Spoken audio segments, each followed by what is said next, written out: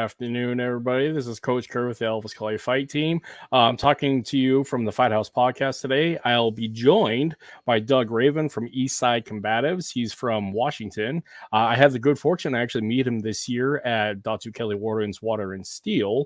And yeah, I'm going to bring him on, do our introduction, and yeah, we'll just come hang out. How are you doing, sir? Hey, good. How are you? Doing well.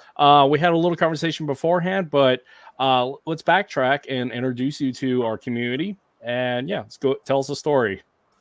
All right. Well, I've been in and around martial arts for about 40 years. I was inspired by Bruce Lee on the big screen, like so many of my generation, and said, hey, I want to do something like that. And watching Enter the Dragon multiple times. I was living in a small town in Moncton, New Brunswick. I'm Canadian. Okay. And some martial arts around then. This is the late 70s, early 80s. So most of it was karate and taekwondo. Yeah. And just never really got into it when I was living at home. But I moved to Calgary, Alberta, and was going to school out there, college, and found a kung fu school. And I said, hey, that's even what Bruce does. So I joined this Tiger Claw Kung Fu school, and it was a really interesting system, which I still practice some of it today. And I'm still in touch with my first teacher from 40 years ago, Murray Parsons. Oh, wow. And we became very good friends. And as I was progressing through the ranks and learning things, I became an instructor and helped him out at the school. And we used to double date and everything. So, it was kind of cool. Awesome.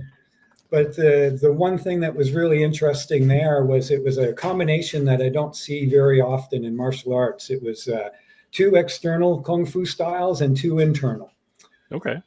So it was Wing Chun for interception, close-in fighting, more of the Bruce Lee type of stuff with the Jeet Kune Do and everything, intercepting fists and all of that. And then Hung Gar, which taught us low, powerful, strong stances and long striking. And so those were the 2 external styles. And then we also did Tai Chi and Bagua and implemented Bagua with the external. And then Tai Chi was kind of a separate class. Okay. And I learned the Yang style long form, which if anyone knows Tai Chi, they'll understand what that means. But basically a really long form with 100 and some movements in it, 108. It takes a lot of memorization, but teaches you a tremendous amount about movement and body mechanics, dynamics, and things like that. So I think I was really fortunate to have that internal art component in my martial arts right from the beginning, and it's helped guide me, over the whole 40 years of what I do and how I do it. Wow. So, I mean, it's interesting because this podcast, both Guru Brian and I come from a pretty solid FMA background, and we end up being very FMA centric. But I mean, there's a lot of things people forget about in American history, like the Kung Fu Revolution, thanks to Bruce Lee, where Kung Fu, Karate, and Taekwondo really ruled the U.S. from like 1970 to mid 2000s. Like for me, I actually started in Shorty Foot Kung Fu with my father, plus a couple other things. And then later, I got exposed to Tai Chi Chuan as well about 10 years ago. So it's fun how things come full circle. And of course, like everybody else, I mean, I did Taekwondo as a kid, competed in that. So, and found my way to FMA Combatives formally and stuck with that later in life. It is really interesting because of regionality and availability, how it kind of dictates what you're going to do. Yeah, and time frame. If you look at martial arts in the United States, we had boxing, we had wrestling, and that was really it until post-World War II. Yep. And then the servicemen brought karate from Japan after the occupation. And so in the 50s, karate started coming in. Then post-Korea, Taekwondo was brought back from Korea. Yep. And so the evolution there is partly due to 2 major wars, and then servicemen coming back from the Far East, bringing those martial arts with them, and then watching these arts as they were on top. They do generations, kind of like we as humans do, And the generation for being on top is about 20 to 30 years. Yeah. Yeah. BJJ is actually at the end of that cycle, which is interesting. Exactly. So that brings up my question of, okay, there was karate, there was taekwondo, then Bruce brought, kung fu in the 70s, and that had a good, peak for 20 years. Then in 92, 93, UFC went televised, so that brought in BJJ and more, Muay Thai. And so those have been going for 20, 25 years now on the top. So what's next? Yeah. Well, I mean, one would argue, this is a little bit of bias, is FMA, because FMA in the West is really been around. It's been around the entire time, but it hasn't gotten its due to lack of like public acceptance because it's weapon-based system. On top of all that, there's some of the weird cultural, indigenous, political conflict because you had 7,000 islands. The other one too is like, it's not popularized in media of saying like, we don't have a figure like Bruce Lee to say this is Chinese martial arts. This is Americanized Chinese martial arts. We don't have that public figure in the public zeitgeist to actually address like that's FMA. However, I mean, you see it everywhere. Everything from like Black Widow from the Marvel universe. You see it from the Hunted with Tommy Lee Jones. You see it in all of the Batmans. You see it. Let's see what else where you see it. You see it with Ron Balicki and Diana Inosanto, of course, and let alone the demo team attached to the Inosanto lineage. But there isn't like, this is an FMA character. Right. Here's an FMA. Yeah. One of my favorite, Robert McCall. Look at the way he uses impact and edged weapons and his knife stuff and everything. Denzel in those fight scenes in The Equalizer. It's used in almost every movie, but people just don't know what it is. Yeah, because like the Born Identity series, because it's the Jeff Yamada connection. I mean, you see it all there. There's Panuntuken, however you can pronounce it and argue over it, but you see it there. But there's no like, this is FMA. Actually, a great example is the Denis Villeneuve's movie, a rendition of Dune, because the fight choreographer very specifically said, for House Atreides, we're going to use Balintawak. And you can see the Balintawak blocking counter sets in there. Yeah. So I don't know, it's fascinating. Yeah, it's I've known, and the story of and not personally, but known Dan Inosanto for 40 years now too, through social media, his videos, his teaching and everything. And actually I did FMA for a couple of years in Toronto. So if we go back to my history a little bit leading up to the FMA, so I did my Kung Fu, joined the Canadian Army, didn't do martial arts for a while, but learned some military stuff, and then went into law enforcement. And in law enforcement at the time, so we're talking late 80s, early 90s, it was Japanese jiu-jitsu. We were doing takedowns, limb control, small joint manipulation, arm bars, getting them into cuffing position for controlling of combative and uncooperative and combative subjects. And so Japanese jiu-jitsu was big in that realm. So I started doing Japanese jiu-jitsu with a lot of officers who then got me into defensive tactics. I became a defensive tactics trainer, instructor, and range officer and all of that when I was in law enforcement. And while I was there too, I lived in downtown Toronto along the lakeshore, which was an area where a lot of Filipinos lived. Yeah. And so I learned some Sarada from Rudy Cosico, who learned from his father, who learned from his grandfather in the Philippines. And we were training at a little community center in off King Street in downtown Toronto. Nice. And Rudy was another, he was an inspiration. I went to they had a martial arts demo at Community Days. And Rudy's there with some of his students, and, they start hitting sticks, and I'm like, damn, what's this? And Rudy flies up one side and down the other side of one of his students and stuff, hits him about 30 times in 2.5 seconds. And I'm like, I want to learn that. Right. So I, every Sunday afternoon for a few hours, I went over to the community center and did FMA with these guys. And they were doing full contact fighting, going down to Boston and New York and stuff on the East Coast. And so we'd put on the hockey helmets and the lacrosse gloves and padded outfits and stuff and beat the shit out of each other. Did you ever get involved with the Dog Brothers? Because we got Growling Dog Rene Kokolo on here, and to give credit to it, yes, the Dog Brothers is definitely something that has given FMA in America such a huge platform for people to associate with. But like to our point previously, I would love to see an FMA character, movie, television character. So, but yeah, did you get ever involved with Dog Brothers in the past? No, I know who they are. I know a couple of the names. I've seen some video, but not directly. No. Okay. Yeah. Well, so going back a little bit, so you spent some time in the Canadian Army. Do you want to speak a little bit to it? Because a part of this podcast, we also like to feature a lot of veterans, because both Brian and I are both veterans. I'm an Army veteran and he's an Air Force veteran. So for one, thank you for your service. And two, what did you do in the military? And better yet, what brought you to it?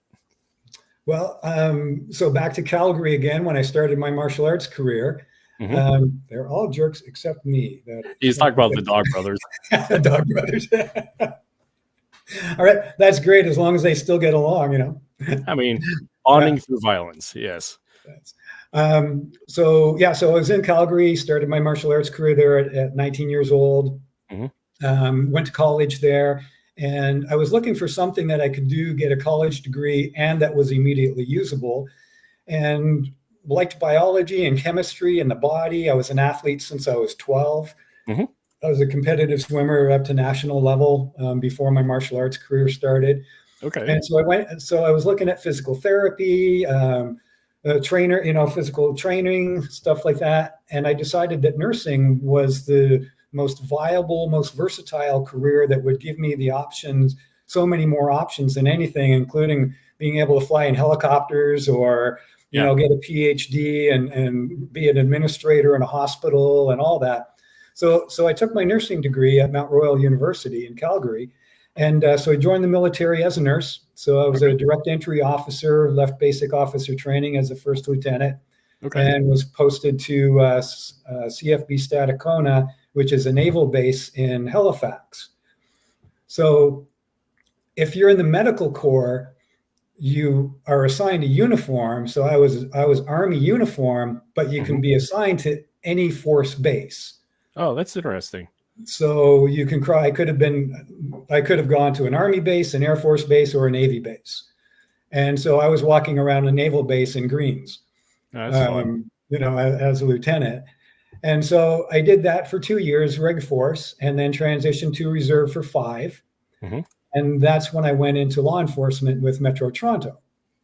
And so this is all back 1985 to 1988. And so so when we bring that into the martial arts, that's the Kung Fu into the Japanese Jiu-Jitsu, the DT and everything, and my introduction to the FMA in the early 90s in downtown Toronto. So now we're like 92, 93, with me still being a cop in Toronto. So that's, Oh, wow. So we were talking about this earlier. There's a lot of martial artists that come at this from a hobby standpoint. Use I'm going to butcher where this comes from, but the analogy often is there's the 80, the 10, the 9, and the 1. 80% are the people that are just there to participate. There's the 10% who really shouldn't be there whatsoever. Then you got the 9% who are the soldiers, the operators. People are actually going to do this. And then you got the 1% who are your champions, your warriors, the people who are going to lead you and bring you back home. And so a lot of martial arts, especially a lot of hobbyists, which are the basis of the martial arts community, they're that 80%. But when people go into the specific fields like military and law enforcement and executive protection, they are definitely that 9 and the 1%. And it's, again, going back to being a professional martial artist or professional combatives combat instructor. It's an interesting field that a lot of people don't ever get that experience because it's just not what they do professionally or want to do professionally. And so there's a different mindset that comes about when people professionally use martial arts and turn into combatives versus professional martial arts like combat sports athletes or combat sports trainers. There's like, when you dive over to that side of military, law enforcement, and executive protection, it's a different mindset. Could you speak a little bit to that? Yeah, I always broke it down into, there's 3 types of people in general. You have fighters, okay? You have martial artists. They're like traditions, katas, style based. They want to get their rank and their belts and everything, and they look at it as an artistic form of physical presentation, that type of thing. And then you have warriors. Yep. Some of the fighters become warriors. Yep. But it's usually a different mindset, and they're into it for competition and other reasons. The warriors do it, to me, not so much for ourselves, but for others. So you go into the military, you go into law enforcement, you go into service as an executive protection agent or a security officer, in protection services, things like that. So it's a different mentality, and the martial artist who's doing it as a hobby is very different. Yes. There's different goals, and one of the topics we might get into is this goal-oriented, student-based, curriculum presentation, and understanding what the students' goals are, because that makes a huge difference in how they should be training. And so for me personally, I always wanted to train. I trained in martial arts for me at the beginning for personal development. I've only ever been in 3 competitions in martial arts. I did kata in one. Yep. I did a self-defense demo in another, and I fought in one. That's already ahead of the curve, because there's a lot of people who just, the trolls behind the keyboard that have yet to step in there, yet to be the man in the arena. Yeah, but martial arts to me wasn't about competition. I competed as a swimmer, like I mentioned, for 8 years of my life to national level, and I had no interest in competing anymore. So martial arts was about developing me as a human being, and then it became me using it as a profession. And so that's why I became a DT instructor too. So when you're using it as a profession, it's not about, can I beat this guy on the mat? Can I tap him out? Can I, kick this guy's ass in the ring or anything? It's, can I survive when this person might be trying to kill me or is trying to kill me? And so the mentality of the training needs to be very different, and how the training is incorporated and done needs to be very different as well. Yep. Yeah. Yeah. So going back to, sorry, go ahead. You go ahead. I look at the hobbyist martial arts, and I wrote down a couple of things that maybe I wanted to touch on. It's, most hobbyist martial artists train in a sterile environment. Yes. With very little threat, with not too many variables, and with very specific rules to make sure that no one gets injured. And they think they're kick-ass because they can do that. Yeah. And there's agreements. Usually there's no weapons involved unless we're talking about FMA. There's no multiple opponents involved unless we're talking about very specific training scenarios. And usually there's no scenario, so there's no decision making. So you have guys who are really good at a set skill. They're good at set skill set, but they don't have the mental aspects of decision making and survival if they're taking outside of that sterile training environment.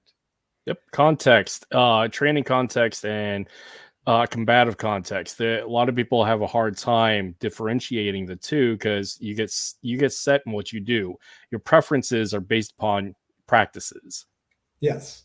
And so, for instance, I'm a white belt in BJJ, and I go and train at a school here in Bellevue at Belton's school, Warrior Strength. So most of you guys know Belton. Yeah. And Sean's my instructor. So we were talking the other day. It was just Sean and I in class, And we were talking about a lot of this and context and training and how to take your BJJ from sport BJJ on the mat into a context in law enforcement or on the street. Because Sean, it looks like he may be going to the academy to be a deputy. Oh, nice. And so he's trying to transition his mind too of years of kind of sport training and controlled environment training to, okay, well, what happens on the street if this guy goes for my gun? What happens if he pulls a knife? How am I going to use my high level of skill in a very different environment with a different threat level and in a different context? And so they said, okay, well, let's try something here. I said, I'm going to have a knife in my hand. And we started in a position, we were both lying on our backs on the ground, his feet at my head. You know, we both fell down. And as we were falling, I pulled my knife, but you didn't see it. And I said, go. Well, Sean immediately got me pinned to the ground in a good side mount position with control of my head and my outside arm. But he didn't have control of my inside arm, so I stabbed him about 10 times. And then we're like, that's context. That's adding the weapon. That's looking for alternate threats, taking it outside of your normal training environment. And then I said, lie down again. And I showed him my version of doing it, where my first move was pinning the inside arm before I got into side mount with my leg. And it's like, oh yeah, because you don't know what's in that hand if you can't see it yet. And you're moving into a grappling distance without controlling the two primary limbs. And so on the street, you can't do that. No. You know, you got to know what's there. Especially if you're kitted up, because your kit, I'm talking about your law enforcement setup, your military setup. There is so much accoutrement on you that you lose that sensitivity because you have so much crap unaware. So that the context of a belt and gi or your slick suit and just your Spanx and as the 10th Planet guys go about it, you have a lot of tactile sensitivity because there's nothing impeding that. But when you're kitted out, it's hard to feel those things. It's hard to have understanding of space and management, because my introduction to BJJ came later in life. It came when I was in the Army and when I was going through the Combatives program. And one of the things that I really questioned and continue to question thereafter is we're trying to achieve dominance in mount while we're wearing full plate carrier with crap on, plus a rifle, plus all this other stuff. And it's very difficult. And trying to roll is very difficult. So, and this is where when I was training and teaching combatives, I steered away often from like this passing guard training methodology of level 1 combatives, and contextualize it, because I had a guy in his role play of a insurgent, so basically nothing, and the guy in full kit, and come to find out the guy in full kit had a lot of problems because that sensitivity issue and just the bulk and problem set. So just being able to move. I mean, my kit was only 17 pounds. What was yours? 40? Something like that. If you put 210 rounds plus plates plus all the other Batman belt accoutrement. Exactly. Mine was 17, most of it around my waist because we didn't wear vests back then. So we just had internal vests, and then most of the gear was on your belt. And still then, you know, being able to roll and move and rolling over your gun, which is digging into your hip on the ground, or having your magazines fall out of your mag pouch. So you go to, you know, you get into a shootout after you've just been grappling with this guy, and you reach for, and your magazine pouch is empty. You know, I mean, just all these things. But I saw a quick flash of a comment there. Said, sounds like firearms. And it's like, yes, it's exactly what happens with firearms training. It's you go into a sterile range in a little booth where you can't even draw from your holster in many ranges, with a piece of paper. And you shoot it, and then you think you're good in a gunfight. You know, or you think that you can draw your gun when the guy's pressing you against the wall and choking you. You know, and it's like, yeah, guys, probably not going to happen very well. You know, maybe you get lucky, but if you can't fight to create the distance, and then even then, are you going to go to your sidearm when he's still within reaching distance? Or are you going to leave it secured in your holster and use other stuff? Because a lot of people, a lot of people have this idea because the flat range is in Instagram and the way that it's portrayed with speed shooting in 3-gun is that you have the opportunity to engage at range and you have that space and that time to engage at distance. However, the fight, as they said, happens within 10 feet. But reality, the fight is immediate in your face, and you have to create that space, like you said, to engage that weapon and operate safely. And so a lot of the training is at distance or within medium range, when the fact is a lot of training and experience comes at like touch range, Yes. press range, when you have to create space to get access to that weapon or create space to minimize access to that weapon. Yeah. And there's a lot of people just don't train that way because they just don't think that way. There's a couple of guys out there I know on YouTube, and they have their sidearm and their knife. Mm-hmm. And they'll have knife available left hand, sidearm available right hand. Yep. And one of the ways they create distance is first is the shove, but the shove is coming as they're drawing their knife. Yep. And then they're going multiple stabs, like with a reverse grip, to create the distance, and then go into the firearm as they bring the knife back in. And now they're shooting because now they've got 6 feet of space.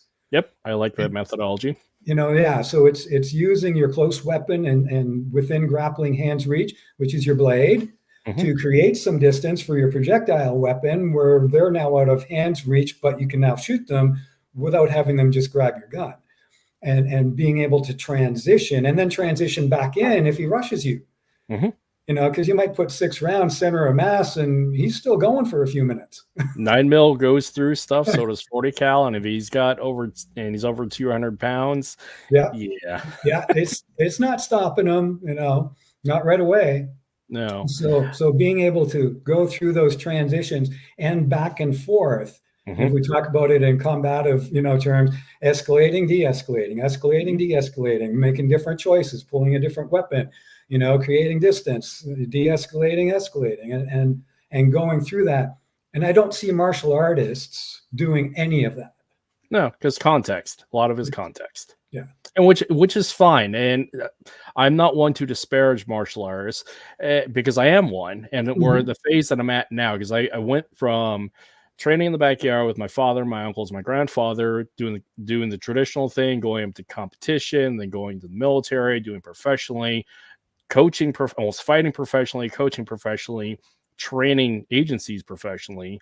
And now, because all that's done and over with, my professional phase, I've come back to the martial artist in the backyard with my brothers and my son.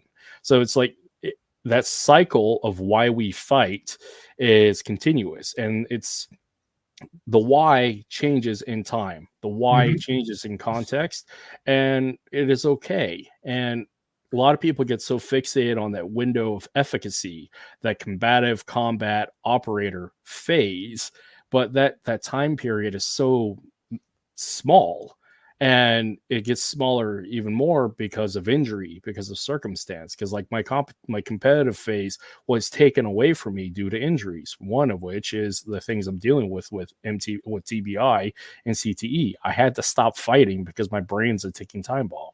Right. So. Right. Yeah, and I I don't want anyone that's listening to mistaken that I'm down talking martial arts training at all. I'm not, because I'm a martial artist as well. And for me at this stage in my life, that's my primary focus as well. It's just looking at bringing into your martial arts training some of these scenarios and decision-making processes so that your martial arts gets even better and it's more practically usable if you ever have to use it in self-defense. That's my purpose of bringing it up. Yep. Yeah. And just saying, well, can you add this to your training platform?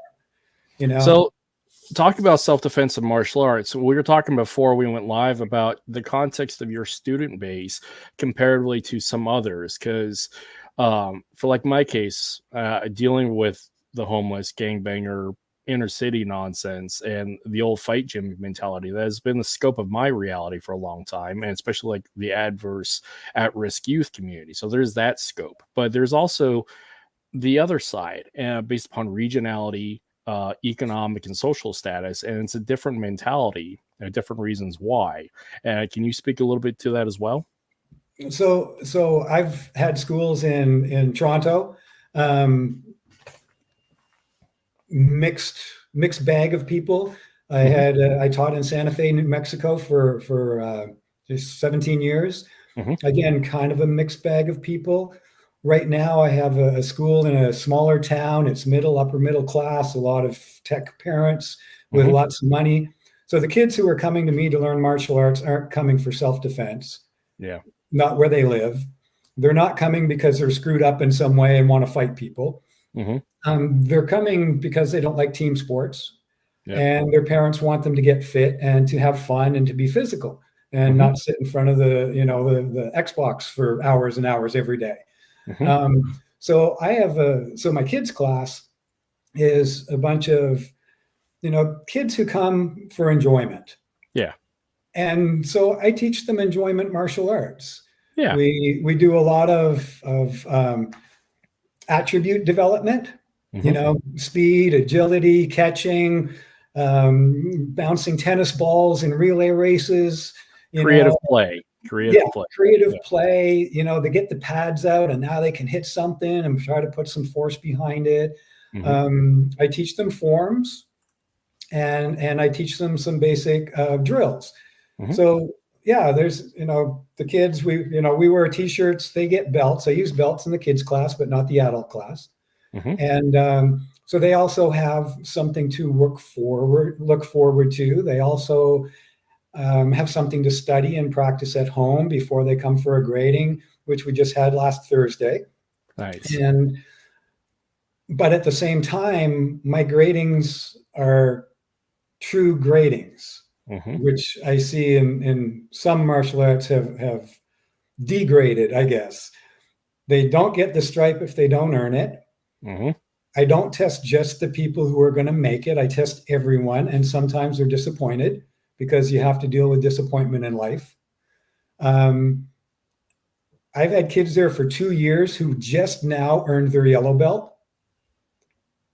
Instead of like already having like some, their sixth one or something in some color, pink or purple or gray or whatever. So I try to keep some of that old idea in there too. Like, you will earn what you work for. Yep. And when you achieve it, it means something to you. So I have that in there, along with the creative play and the skill development and learning about yourself. And so that's kind of my approach to martial arts in a really nice, safe, middle upper class, neighborhood. And that's beautiful, because honestly, again, going back to that analogy we were using before about the 80% is that of which who are going to propel martial arts into the future, because it comes from a basis of love. It doesn't come from a basis of need, because violence is the currency and the identity structure attached to it. It is, I'm a martial artist because I love this. I'm a martial artist because this makes me feel better. I'm a martial artist because it's beautiful, versus I have to do this because it's life. I have to do this because this is how I feed myself. I have to do this because this is how I defend myself. And it's a different mentality. Both are equally important. Both are equally beautiful, have some of their own issues. But again, the martial artist is that beauty that pushes us forward and keeps martial arts from becoming obscure and dying. Yes. Yeah. I was at a birthday party last night, and a young gentleman started. So Mikado, no, I do not know him. Okay. Yeah. No. So I was at a birthday party last evening, and a young gentleman started talking to him. I met him once or twice, but we'd never really talked. And he grew up in Turkmenistan, over in the former Soviet Union. And as a kid, they were taught how to fight, to street fight. It was survival. And his uncle would take him to a village to fight over in the next village against kids their age. And that was just something that they did as young men, was they would go from village to village, not going over and starting fights, but going over for the purpose of having, competitions, skills development and experience. In other villages, with real fights in the middle of the street in town, kind of thing. And so we were talking last night about how that developed him. He says, I don't have fear. Yep. I'm not afraid of anything. I'm confident. I try all kinds of things. And this young man really impressed me last night. He tries everything. Yeah. He went to ballet class last week. He's Awesome. come to my girlfriend's painting class. He races go-karts. He tried surfing. He just has this mindset. And I think a lot of it was developed at that stage of him overcoming any fears, of any questions of his own personal abilities. And so, yeah. And, he's impressive. It was really, it was a really great conversation. And he was really interested in learning more about what I had to say about martial arts and stuff too. He's doing Muay Thai and BJJ right now at one of the local gyms. Okay. And so we talked a lot about martial arts and some of what we're talking about now. It's a beautiful thing when a person can get to the point in their life and their stage in development where they can give themselves the permission to play, the permission to find joy and do the things that make themselves happy. Because we're so constrained as a society, especially here in the West, that we're stuck in these little boxes of you have to be this because it's expected of you. You are required to be that because you look like that. And as much as we try to be a free and open society that is diverse, we get so pigeonholed in these little niches of you must be this. Like a consistent discussion that I have is people can constitute as toxic masculinity, but reality is we're talking about identity for men, because for the longest time the currency of men is violence, our capability of violence, and therefore we go into professions and where violence is the currency, the reward system, and the thing that we attach our identity to, when that's so limiting, and it's sad. And this is where finding something that gives you the permission of that you can be more, you're more than just, and finding that peace thereafter. That's a beautiful phase, having somebody gone through the forge of fighting, the forge of violence, and coming out the other end and saying, hey, I have found peace because I have gone through purpose and pain. So congrats on your student and for finding that joy. Yeah. It was really a good conversation. And I'm fortunate enough to recognize that within myself. My purpose of martial arts for me now at this stage in my life is personal development, and just being happy, being healthy, being resilient, and being able to continue to move. Movement is life. Yes. I over the years, I've had friends when we were going through our 40s and our 50s, and they'd had 2 surgeries and 2 shoulders and a knee and some of the vertebrae fused and stuff like that. I've had nothing. Nice. I have full movement of my entire original human body. Congratulations. I don't have that. I voided the warranty a long time ago. Well, and part of it was, I didn't go into a combat military thing. So I know a lot of young people have that, which is, bless them and everything. And you, so I was fortunate to have been able to not have that life experience, but through my martial arts experience training, I always had this inherent understanding of what my limits were too. Yeah. And so I trained hard. I worked hard. I made hundreds of arrests of violent subjects in law enforcement, and, using tactics and strategies and everything was always to avoid injury. Yeah. Because you have to go to work the next day. You have to go home. Yeah. And I see a lot of guys, and it's like, yeah, man, train hard, but don't hurt yourself. Yeah. It's not worth it, because you blow your knee out, or you need your rotator cuff done. You're out for 3 to 6 months now, and you have to readapt and do some other things. And so if you're lucky enough to take care of yourself early, like, Brandy's here. Hi, Brandy. you have to take care of your body at all stages, no matter what stage you're at, Yep. whether you're still a teenager or whether you're, you know, an old man like me. And it's like, so I've softened a lot. Yeah. And, you know, I'll go enroll in class and I'll just say, hey, 50%. And if you tap me up, I don't care. I'll tap as fast as I can to prevent something being stretched where it doesn't need to be stretched. I Because I have no like my even shoulder. involved in this. Right. It's like, hey, you tapped me out. Awesome. Okay, let's start again. Oh, you tapped me out again. I don't give a shit Yeah. because I'm going to go home without injury other than some sore muscles. Yep. You know. Yeah. Yeah. And Oh, go ahead. yeah. And just finding that mentality within yourself where you're confident enough that you can train, but you're also confident enough to say, oh, this is too much. Mm-hmm. Need to back it off, partner, Mm-hmm. because I don't want to get injured. And I certainly do not have anything to prove today on this mat. And that's the important part of, again, experience builds confidence, especially if you're surviving and creating resiliency. If you've already been there, done that. So you mentioned you've only competed 3 times. However, you were a law enforcement instructor. You were law enforcement in general. You spent so many years operational that you've been there, done that, despite not having been there, done that in the cage combative sport mentality. But you've been there, done that operationally.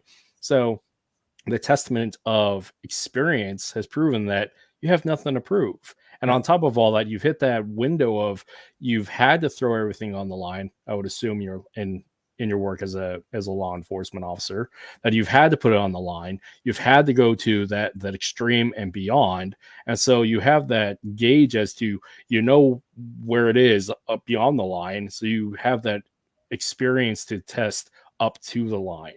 And that comes again back to experience. And a lot of martial arts, because they're young in the martial arts, both physically, time-wise, and emotionally, they don't understand that you don't have to go 100% all the time. In the gym, you're not trying to kill your training partner. In the gym, it's not a fight. In the gym, check the ego. It's learning. So, and this is where experience. I often say fighting both competitive and real world is that place where we can temper a lot of that ego and ratchet things back. It was a old Van Damme movie, and it's when he goes. It's not the one where he goes to Thailand and fights, but it's another one similar to that. I can't remember what it was called, but anyway, it starts with Van Damme as an old man in a bar. The Quest. It's The Quest. The Quest. Yes. I love that movie. Yeah. And so, you know, he's just like, oh God, please don't come near me, you know, kind of thing. Like, I don't need this shit in my life. Yep. and then he has to, and then he walks away, you know. That's kind of where I am. It's like, please don't do that. The Quest in my mind is the better version of Bloodsport, because Bloodsport's a bunch of bullshit. The Quest is actually trying to tell a legitimate story, and it's a beautiful story. Yeah. It's you know, you bring up the law enforcement again, and you know, people say, well, if you're teaching fighting, have you ever been in a fight? Well, you know, it's like, yeah, that's important, you know. Well, how do you test your stuff? You know, like, do you spar? Oh, we'll get into sparring versus scenario-based training in a minute. Yeah. You know, it's like, I served in uniform on the street for 8 years of my police career. And I was counting, I was going back, I'm like, okay, well, how many bad guys did I arrest in 8 years? And I figure about 100 a year.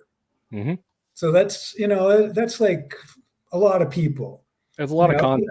800 people, and then thousands of other contacts that never led to arrest. You know, citations and whatever else. So tens of thousands of contacts on the street in unknown circumstances with potential violence erupting at any moment. 800 of those, we'll just say, were physical contact arrests at some level or another that also could have gone violent. Not once did I ever have to fight or get truly violent in order to contain the situation. Yeah. Because we use tactics, Mm-hmm. strategies, positioning, commands, tools, and most of the time a partner. Principles. You It's know, fighting based on principles. right. And so, you know, so I say, hey, I did this. I don't understand how this young person got in 16 fights, you know. I mean, he may have lived in an area that was, you know, unavoidable, but sometimes it's also just the ego and the, like, you know, like a puff in the chest and doing all this kind of stuff. And Yep. and so no, you don't have to have been in a whole bunch of street fights to understand how to control violence. And also the street fights, the ego fights, creates this false sense of security and confidence, and it's very contextualized, just like competition sports are. It's not, I mean, there's skills and violent application, but it's not specific to tactics, because there is violence and then there's violence. Yes. And true violence, good violence, that's tactic based, that's military, that's law enforcement. That's where you have truly owned the battle space, and you're going to win because you have all these principles leading to an outcome dealing with a problem set. Versus, I'm just getting in a fight on the street, I'm getting a fight in a bar, I'm picking a fight because I'm a banger. It's just, it's a different thing. Yeah. I think it was, I don't know where it originally came from, but Tim Larkin uses, you know, social and asocial violence. Yep. And I watched a great video the other night of social violence where two young men got knocked out, and both of them potentially could have died from head injuries when their head bounced off the cement. Yep. You know, just because two idiots were, you know, a couple of idiots were drinking. Mm-hmm. And it's like, no. and you know, and then you get into the arrest process. Most of those were contained because they weren't combatives. Yep. You know, they weren't combative, violently combative. Some of them were asocial, violent people, long histories of prison time, gangbangers, drug users, you know, everything. But if you don't give them the opportunity, then, and you take that asocial violence out of the equation by controlling the environment, then you control them as well. And so that kind of, that's decision making. We talked a little bit ago about, you know, your sterile training environment that most martial artists train in and never step out of the dojo to do anything. You know, go out to the parking lot, go out to the low lit area, go out in the snow, add weapons in, add multiple opponents in, you know, bring decision making into the process, bring escape and evasion into the process. Look at one of your guys. It was on Dean Franco's podcast the other day. They were talking about weapons of opportunity. You know, a door, a wall, a corner, an ashtray, a table. Those are all weapons if you know how to use them. The wall has been my go-to for many, many occasions. So. Yeah, I've used the ground because, you know, if you're not going to stand there with your hands behind your back, then you're going to the ground, and you know, it's very solid. The planet's going to win. It's just right. Yeah. Grass just beat your ass, you know. So going back, we can go two ways. We can talk about sparring and scenario-based training, or we can talk about tactics, principles leading to outcomes. I mean, we can hit one or the other or both. It's just this is a natural segue to either one. I mean, right. Well, let's do the educational part on it real quick, because that will lead into more tactics and scenario base. Okay. So one of the things that's developing in the martial arts world with a lot of instructors is we're moving away from skills and drills only. And there's a contextual learning environment where it's goal-oriented, student-based, and you're bringing a lot of different context into it to say, okay, well, here's the scenario, or here's what's happening. Find a solution. And so we were working on this at Warrior Strength. but we were working on it with the beginner class. Mm-hmm. And so even in a context on the mat in BJJ where I'm a beginner, and so I was like, we were given a task, get up off the ground and escape. My partner's task was to not let me get up off the ground and escape. So we were working without a skill set that helped us get up off the ground and escape in some cases. So it was difficult to achieve the goal. So we were talking about it, say, okay, well, at an advanced level, that's perfect. Just use all the skills that you know from your year or two of training or 10 years or whatever to get up off the ground and escape. Yep. You should be able to come up with multiple solutions to that problem. But if you don't have the core basic skills, at least a few of them, then you don't even know what decisions to make to resolve, to acquire a solution. And so we went back, okay, so there needs to be a combination then of this contextual student, outcome-based learning and skills and drills to make sure that you have the core skills and drills to solve these problems today. So I did it in one of my classes about a month ago. I said, okay, here's your starting point. You're slammed up against the wall. There's one hand on your throat and the other one's about to punch you in the face. Get out of there. Fight and figure it out. I love that approach. But they also had several weeks of the skills that gave them the ability and the selections to get out of that situation. So they were all successful. Whereas if I just took a brand new person in their second class or something and slammed them against the wall and choked them and said, get out of here, I'd be slamming, I'd be punching them in the face many times by the time you figure out what might work and what might not work. So there's got to be a nice blend and combination of that skills and drills combined with here's the scenario. Come up with your own solutions based on your own natural abilities, your body and your own mindset, and what you feel is going to work best for you, not what's going to work best for me. Now you have some things that feel natural to you. Now get really good at those. Yep. Physical capability is a foundation leading to preferences, but you got to match that with tactics, which is the intellectual capability and the creativity side to synergistically adapt all that. So, and a lot of people the drills and skills are very focused on a physical A-B response. Yes. Yeah. So I know a couple of the people listening have a school on the east side of Washington out here.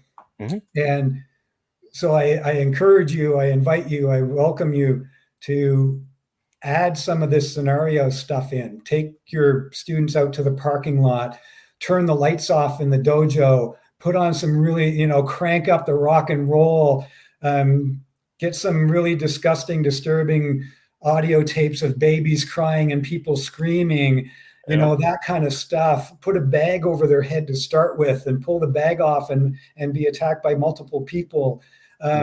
Get them grappling and then hand a knife to one of them. Just change it up and create these scenarios where they're not sterile anymore and people have to respond to new inputs. Or, come over and start kicking the guy on the top in the head lightly. But, okay, now there's a second opponent. What are you going to do? You haven't contained the guy on the ground yet. He's not injured. So as soon as you go to contain the guy and stop the guy from kicking you in the head, he's going to start punching you in the head. So can you can you injure him to prevent him from continuing so you can deal with number two? What choices are available in that? How are you going to win in this scenario? Or are you going to win in this scenario? Because that's another thing that people have in that internal narrative of I am going to survive. Now, the other part about from a criminal mentality and from an apex predator mentality is they never see themselves losing. The only outcome they ever see is them winning, which from a owning of the battle space mentality for both law enforcement and military and executive protection is I will win. because there's no other outcome. I have Yeah. to. But for the 80%, the martial artists, they don't contextualize of, they say in self-defense that I will survive, but there's that mental shift of I will win because I will make it home.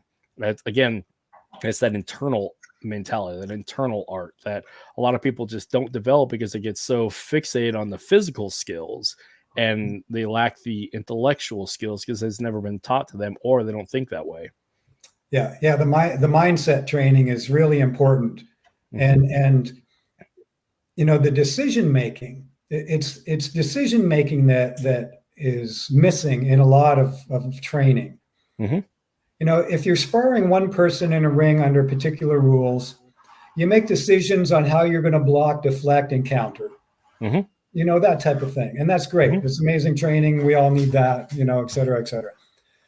But now you're in a street environment. You have three unknown individuals who have kind of cornered you in a not well lit area, and they want your wallet and your car keys. Okay. Yep. If that's all they want, then you give it to them. Yep. But you have to practice that. You have to practice maintaining your emotional response and not go into fear, because then you're going to go into freeze or forget. And then you're not going to do anything. Right. Yep. So if you go into fight or flight, that's great, but you have to know how to fight or flight. Like there was a good example I saw a couple of weeks ago. This guy, we were talking about this in a self-defense context with a very skilled martial artist. And he said, okay, I'm going to attack you, defend yourself, and then escape, because our ultimate goal in self-defense is escape. That's the difference right there. Your ultimate goal in a martial arts contest and sparring is win. Yep. In self-defense, it's escape. In law enforcement and military, it's control and win. So we have a different outcome. I don't care if I win in a self-defense situation, as long as I can get away from the person. That's my win. Living is winning. Winning. Yeah, living is winning. Yes. So he attacked him, he defended him stuff. He had good skills and everything. And then he stood there. And he said, no, you need to escape now. So he backpedaled up in his little shuffle stance, in his fighting stance, like he would doing a 3-step sparring thing in class. He said, no, you need to get the hell out of here. Turn and run. But if you don't train that turn and run, you're not going to train and run in a real life situation either. Yep. So when we're doing, some scenario things and say, okay, A is going to attack B, your task is to neutralize A and leave the environment. I have them run out the door into the parking lot. Yep. But even that type of simple thing, if you don't train it, you won't do it. I mean, we did fire drills as children. It's you prefer to do the things that you practice. So you have to practice it. And if you only practice up to a certain degree, that's all the outcome you're going to get. Yeah. Because your brain works in a predictive nature. If you've never given your brain the predictions to make, then you can't make those decisions to take the actions. Yep. So we can go back to the old OODA loop. I like it. A lot of guys don't like it. I like it. But there's a P that's missing in the OODA loop, and that's predictions. Yes. So our brain predicts at a subconscious level faster than we can make decisions. So it's already deciding and making decisions and stuff, but it also has to have that information previously to make those predictions. That's why the military trains in the environment similar to where they're going to, and all this kind of stuff, and push you to your limits so that your brain will still function when you're exhausted and hungry and you need to take a shit, and and all these things, so that you keep on fighting instead of getting distracted. And so in the OODA loop, for those who may not know it, you have your observations. Well, your observations are all of your senses combining together to bring you to a context of what is in your environment. And then you have your orientation, and this is where some of the prediction comes in too, is if you've never seen it, heard it, thought it, watched it on video or anything, you're going to get stuck trying to orient yourself to it. Yep.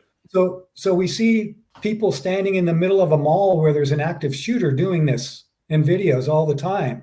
They're standing there going like, what are do I those do? loud noises? Yeah. What should I do now? And they don't do anything because they have no orientation to loud gunshots and moving to cover and a safe place while dragging your children or pushing your children in front of you along too. Mhm. And so if they've never done that before, they might eventually figure it out if they're lucky enough to have time, Mhm. but they may not have time. Mhm. So they get stuck in what I call an uh-oh moment. Mhm. You've got your observations, you're at uh-oh, now what? Well, that also happens in a one-on-one. You get some guy, he pushes you on the chest and he goes like this. If you're standing there going, uh-oh, your head just hit the pavement. That's what I call getting fucked. Right, exactly. And so you never get to the duh, which is your decision and your action. Mm-hmm. And so if you can't like, what am I going to do? You're screwed, you're out of luck. That's and failure beyond your control. Or, I mean, you can control, but I switch it back and forth between fucked and failure beyond your control because there's no way you can ninja star your way through a meteor. No. But if you fail to make a decision, that's your failure. So yeah. And if you don't train it, if you don't look at it, if you don't previously think about it, you don't even have decisions to make. That is correct. That's why young drivers get in more crashes. Mm-hmm. Sometimes they're driving fast and doing stupid things, but a lot of times it's just that their brain can't make the decision to turn the wheel and hit the brake fast enough to Mm-hmm. avoid the crash. Mm-hmm. Whereas an older seasoned driver who has seen that more and experienced it more and has more visual context of how far that is and how fast I'm driving and how Mm-hmm. long it's going to take for me to get there and everything, can make those decisions faster and avoid the crash, whereas the young driver can't. Yep.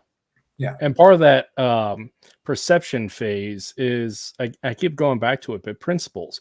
We live in a world based upon principles because we live in a physical world constrained by physics. So fighting, the goal, the problem set is I'm in a fight. The outcome set is I want to survive, win, defeat. So what are the principles that unite across the board to get to that point of that positive outcome? And again, principles unite everything because the body only moves a certain amount of ways. We're constrained to gravity. The list goes on. But people get so fixated on the intellectual and the physical techniques that they fail to make a decision. They get in that uh-oh phase because, one, they don't have the experience enough. Two, there's too much data for them to process through. And three, they have too many tools instead of going back to the stuff that they've trained previously consistently and create those preferences to lead to those outcomes. Yeah. So I think that, that last point is important too. I'll set up a drill for my students and say, okay, we're going to go off a left jab and a right cross for lack of anything else right now. Say, here's three options. You move to the inside, you move to the outside, you move to the outside and take their back. Or you move to the outside and here's three counter strikes that will at least slow the person down, create disruption in them. So you have an extra moment to think so that they're not immediately countering you. So you create those gaps so that you can then eventually, hopefully quickly gain control over the situation. But you have to do your distractions and your interruptions most of the time in order to get to that point. Yep. So I'll say, here's three options of entries. Here's three options of counters. Figure out which ones of those work best for you and get really good at that. Yes. Don't try to put all 9, 3 times 3 is 9 different options. Don't try to select from all 9 different options under duress and under stress. Have maybe 2 of those 9 and then make a decision on what's going to work. And don't think about it too much. Just let your body do it after you get to a certain point of training. Yeah, because this is going back to martial arts. Martial arts is a lifelong endeavor of mastery and proficiency leading to mastery. It is consistently changing as the body goes through different changes. But the goal is that mastery of the gestalt approach to things. versus combatives. Combat and warfare is about proficiency and immediacy. This is where like talking about defensive tactics and combat skill sets, particularly to battle drills, they eliminate a lot of the esoteric lots of tools to be used, and they get really good at 10 things, because in a stressful environment, if you can go through 10 things versus 1,000, I mean, just by numbers and volume, you have a better outcome numerically to come out with a fight that might work for you. And on top of all that, combat efficiency and proficiency comes at a very small time frame of lead up, train up, and execution, versus the martial artists as their entire life to prepare for something that may never happen, but they spend the entire life doing that to become masters of themselves within the context and framework of the style and discipline that they're going for. Yeah. It's really, I like separating them and then bringing them back together. Yes. And so through my career, that's what's happened. Like I said earlier, now I'm at just, I maintain, I learn, but my focus is making sure that I can still do this for another 20 years. Yes. So I may go watch a couple of young, kids banging it out in the ring at Belton's, but I'm probably not going to step in the ring. Yeah. Not anymore. The problem that I run into is like my brain wants to go because it's playtime for me, but my body and my brain says, no, you can't do that, because that's what led you to this problem in the first place. Right. So it's a matter of control. And like in the case where I'm at in my martial arts, going back to the backyard as I started, it's about play, it's about questions, because I don't teach necessarily anymore, not publicly, and my approach isn't about teaching. I'm about asking questions, about challenging my own internal dialogue, my internal rhetoric and dogma, to see if I can learn something new, and to see what if my preferences are actually just based in bias when there's something better based within principles. And this is where my stepping into the growth of training Balintawak has been, and also stepping into NSI and participating in Water and Steel and going through that mindset, where there's a lot of physical association and mindset association, but it's a different approach, and seeing that I can override my preferences and do something new and interesting. Yeah. I did that, 12, 13 years ago now. Well, I'll jump back to the 90s just quickly. And this will bring up, I don't know, how many people are online? There is about 11, is what I'm counting. Okay. So this may spark some people. People may not know what I'm talking about, but I'll use the word Sistema. Yeah. So back in the 90s, Vladimir Vasilyev moved to Toronto just after Perestroika. That's where he found his new home, and opened his Sistema school in Toronto, just up the street from the police college. Yep. And so we invited him down to the police college one day to come and train and see what he was doing, because some of the police officers had gone to his school, and they said, wow, this is some really different, pretty cool shit. And so I went to this workshop, and we did some bladed stuff, and we did some gun takeaways, and it was some pretty cool shit. Kind of how Krav Maga used to be. Yeah. Well, I looked at it for a bit, and then I stayed with my other path.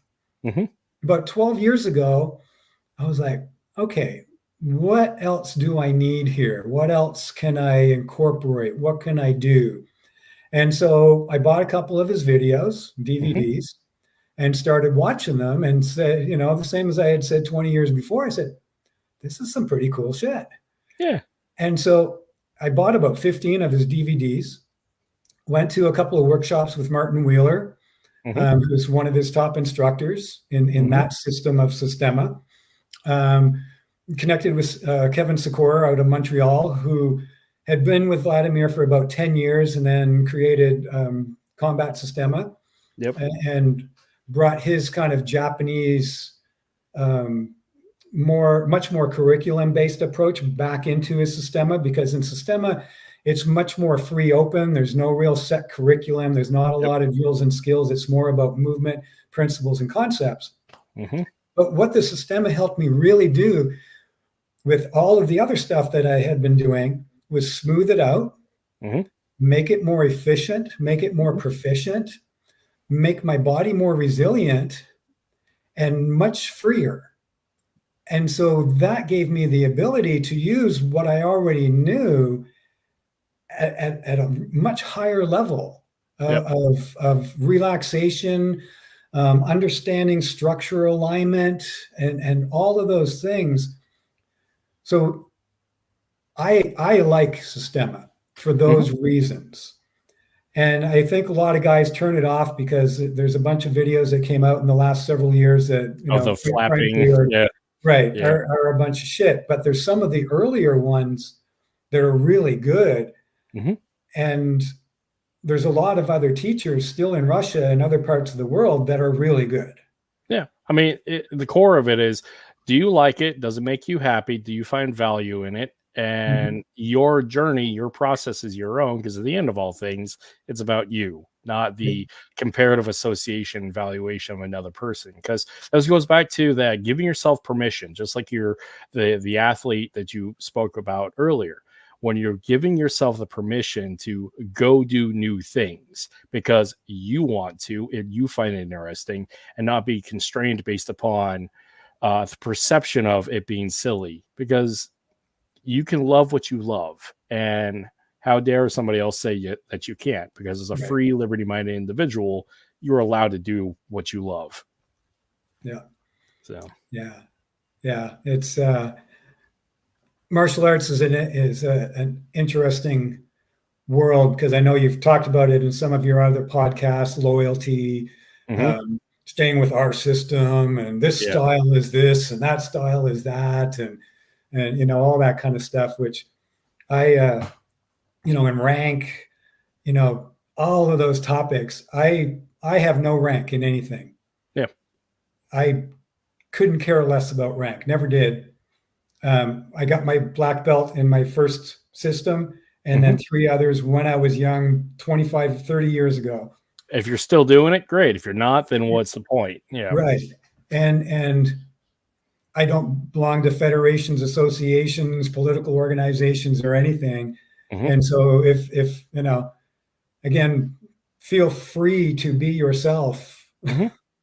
and express your martial arts as you choose to develop them, and Mhm. learn from whoever you can, wherever you can, whenever you can, but don't get stuck and pigeonholed into having to do certain things because this teacher said that or that teacher said this. Mhm. I equate it to the idea of driving in the mirror, because like all the things that you used to do that are constraining you are in that small little rear view mirror, and you may have a backseat driver that's your inner monologue, that loyalty saying you have to do this. But the fact is, you have to be present enough to know where you're going, and that windshield is so much bigger. There's a Yeah. bigger field of view, and you're moving forward. Yeah. And people get so stuck about living in the past, whether it's military or martial arts. They get so stuck about that. And it's, what are you doing now? And what are you moving toward? Yeah. So, Yeah. and this is where, like, in the regard of what I'm doing now is, I don't know what I'm doing necessarily moving forward, but I'm discovering it. I'm like driving in that Idlewild, just enjoying the scene, enjoying the view of just, I'm just going to go do stuff. And it makes me happy because I'm not constrained by the guy in the back seat or the life in the rearview mirror. Thus, with like Water and Steel was such a beautiful thing for me. I mean, it was stressful because I had a lot of buildup to it, a lot of internal buildup for it, but experiencing it, and this is where I met you, experiencing it was very freeing. And I really just enjoyed my time there. So I'm looking forward to going back next year. Yeah. Yeah. I really like Kelly Warden's approach. Yeah. He's got a lot of years and a lot of experience, a lot of wisdom. Uh-huh. And at the same time, he's really open. Yeah, he is. And he'll, and he's admitted this several times. This is, yeah, if I try something and it doesn't work and someone else shows me something else, well, I'll do it that way, Yeah. Yeah. Yeah. Yeah, I run into this thing about like adding to the collective because I mean I don't want to bring more technician based stuff. I don't want to bring more because I mean we all do the same stuff to a point. My approach at this point in my life is a little different as is with everybody else. But like in the context of my background, specifically like presenting criminal creativity, because we have martial arts creativity, we have that problem solving set, but understanding in the context of self-defense and personal protection, what is the creativity and mindset of a criminal's base? Because our approach to training is standardized based upon the context of the uniform that I'm wearing, or whether it's a dojo uniform or a police uniform or a military uniform. Our problem set and expression is focused on that. But what about the enemy? What is their creative approach to the same problem set of combative situation? How do I win? And that's what I hope to express when I'm adding things to the overall conversation. Yeah, and being able to read the scenario you were talking about, the criminal mindset. There's several different types of criminals, but you have your opportunity criminal dudes, and you have your predator criminal dudes, and how you have to deal with those is can be quite different. Yep.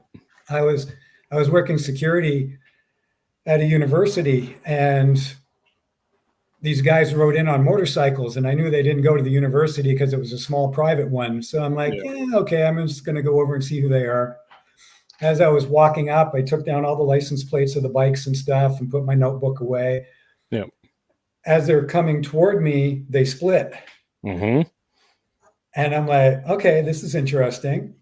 I'm going to be a really super nice guy and just say please and thank you guys if you don't mind.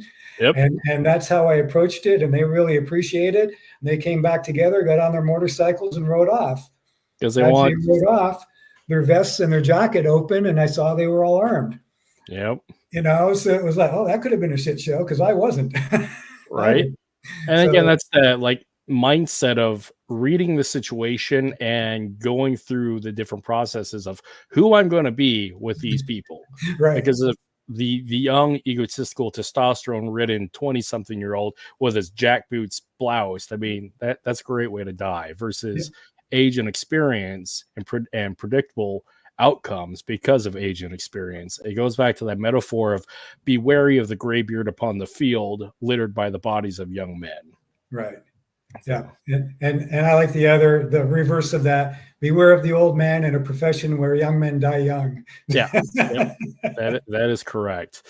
And this is where the beauty of podcasts like this is we actually get to talk about process and experiences and actually have this time to talk to the next generation, because really we're documenting for the next generation moving forward. Because again, to break away from dogma and rhetoric, because stagnation is death, is we have to have hard conversations. We have to have conversations in general to see and document this stuff so we know this is the thought of what was, and this is what we're trying to accomplish, because podcasts give us an opportunity to actually talk through stuff so we can hand down this experiential knowledge, just like a fireside chat with the tribe. I mean, this is the modern version of it. And I'm very grateful for anybody who comes on here and is willing to be genuine, vulnerable, and share their knowledge and experience with me. So again, thank you. Yeah. No, this is fun. This is my first podcast. That's awesome. You're doing great. So hopefully I'll get maybe some other podcasters will say, hey, let's bring him on too. Yeah. I'm always happy to bring people on for repeat guests as well, because I would love in the long run, I would love to have like discussions between podcasters so we can actually, like, I hate to say challenge the ideas, but literally you're challenging ideas just to see where the commonalities are and proving that you can have a conversation and disagreements and still have a positive outcome. Right. And that we're all learning. So that is my end state with having a candid conversation between people. Well, that's one of the things I really appreciate with most of the people I've known over the years in martial arts is, oh man, I don't like that one. Show me something else. Or, yeah, I can understand that. Well, let's work on it. Let's develop it. Why don't you like it? And just having those conversations and, Yep. and, that open-mindedness. And if you can find that in your martial arts career or in every aspect of your life, then, then you're fortunate. That's awesome. I think that's actually a great spot for us to close out on, because Okay. it's beautiful. Doug, thank you for being on here with me and spending so much time and the gift of your time. I know there's some things that we didn't get to, but I'm more than happy to bring you on for part 2. Do you have anything that you want to put out for us for presentation and promotion that's coming up with you?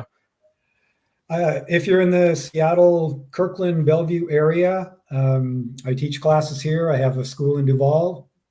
I just put out the Protect You programs. They're up on the website now. You can see the little logo there, the little gray man with his sword.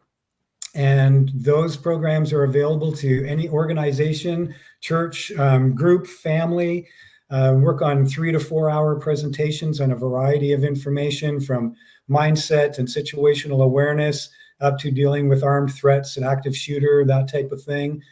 So take a look at my website, www.eastsidecombatives.com. We have a web page under that. On Facebook, I'm under Doug Raven. And yeah. Pull up that website here. Here we are. Let's go. And if you can't tell, I love conversations. I love teaching. I love sharing. I love discussions and saying, well, this is why, this is why, or this is why not, and, all that kind of stuff. So that page has the kids and adult info and everything. If you're interested in seminars, there's one at the top. You just go across the top bar and see my bio and stuff there as well. Awesome. Well, sir, I'm going to say our goodbyes and thank you so much for spending again this time with us. And I will talk to you soon when we drop you down into our outro. Thank you. Have a good one, Kurt. Good. All right. Well, people, that was awesome. I'm very grateful for everybody spending an hour and a half with us doing a nooner. And yeah, very grateful again with Doug coming on and sharing his process, his stories, and just the gift of his time. Again, anybody, if you want to be a guest on here, just let me or Brian know, and we'll definitely make it happen. I'm all for having interesting conversations with cool people. So yeah, definitely share it out. And have a wonderful day. And let's do this outro.